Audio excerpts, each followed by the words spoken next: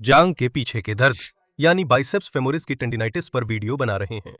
आज हम घर पर जांग के पीछे दर्द को ठीक करने के लिए मेरी जानकारी में सबसे बेहतरीन एक्सरसाइज सीक्वेंस करने वाले हैं, खासकर अगर ये दर्द इसी मसल से आ रही हो, वही दर्द जो जांग से घुटने के किनारे तक जाती है। और अगर आप पहली बार यहाँ आए हैं तो यहाँ मैं तुम्हारी मदद करता हूँ दवाइयों की पोटली को आसान एक्सरसाइज से बदलने में।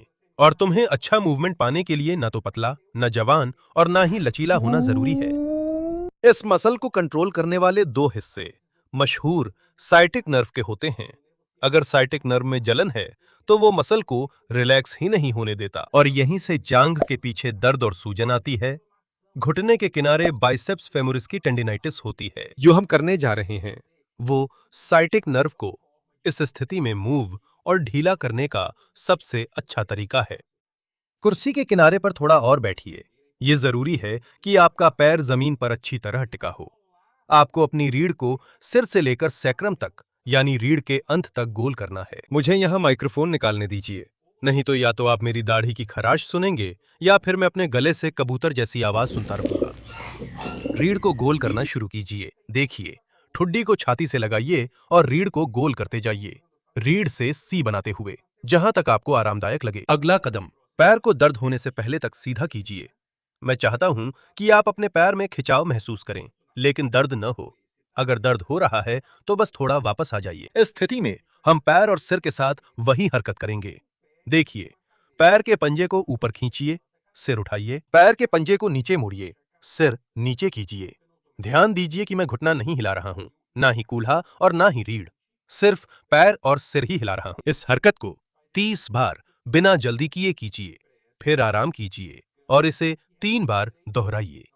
कुल 3 सेट में 30-30 बार करना है। तुरंत ही आपको पैर हल्का महसूस होगा, दर्द में भी राहत मिलेगी।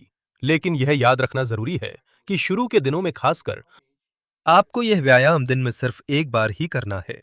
ऐसा इसलिए क्योंकि नस को आराम करने और ठीक होने के लिए समय चाहिए जब हम उसे हिलाते हैं। यह तो साफ है। अगला कदम है खुद मांसपेशी को आराम देना, और इस मामले में स्ट्रेचिंग सबसे उपयुक्त तरीका नहीं है, क्योंकि अगर टेंडन में सूजन है तो स्ट्रेचिंग से दर्द होगा और टेंडिनाइटिस को ठीक होने में और भी ज्यादा समय लगेगा। जो हम करने वाले हैं वो है इस मांसपेशी के तनाव के बिंदुओं या ट्रिगर पॉइंट्स को निष्क्रिय करना। कुर्सी पर बैठे रहें, लेकिन कुर्सी के किनारे पर, और पैर को अच्छे से जमीन पर टिका कर रखें। मैं यह अपनी कपड़े को थोड़ा ऊपर करूंगा। देखिए, हम अपनी उंगलियों के पोर का इस्तेमाल ट्रिगर पॉइंट खोजने के लिए करेंगे। बाइसेप्स फेमोरिस जांग के बीच में होता है, जांग के बाहर की तरफ। तो जितना समय लगे उतना लें, धीरे धीरे, बिना जल्दी किए, ठीक है?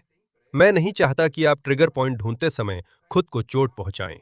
सबसे दर्दनाक बिंदु, सबसे संवेदनशील बिंदु या मांसपेशी में गांठ, अपनी उंगली के नीचे गांठ।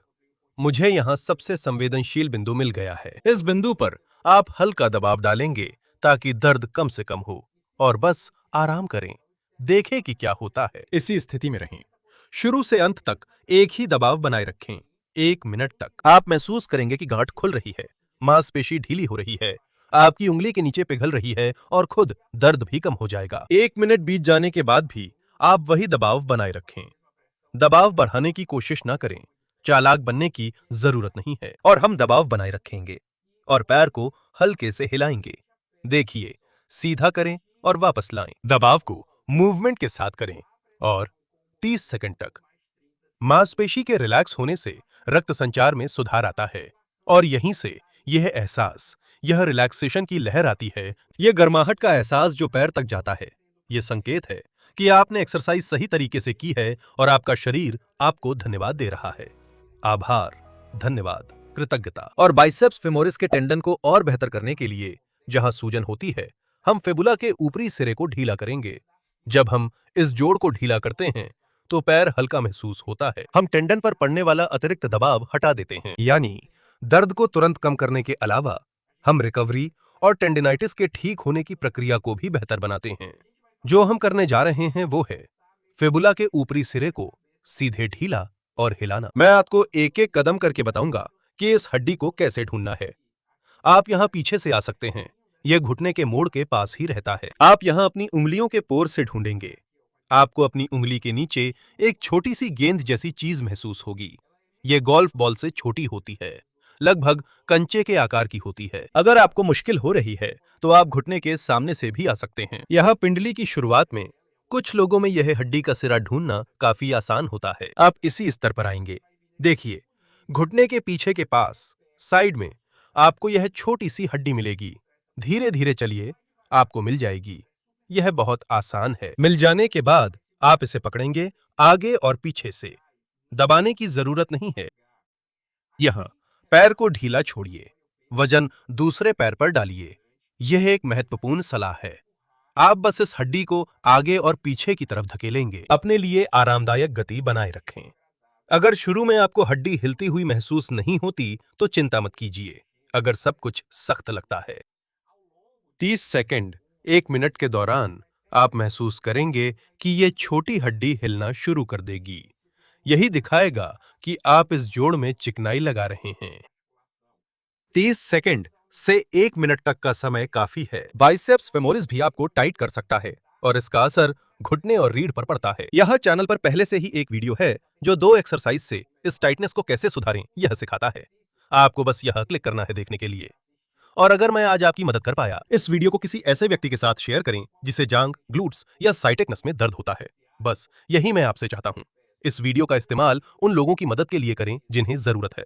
फिलहाल इतना ही। ढेर सारा प्यार और अगली बार मिलते हैं।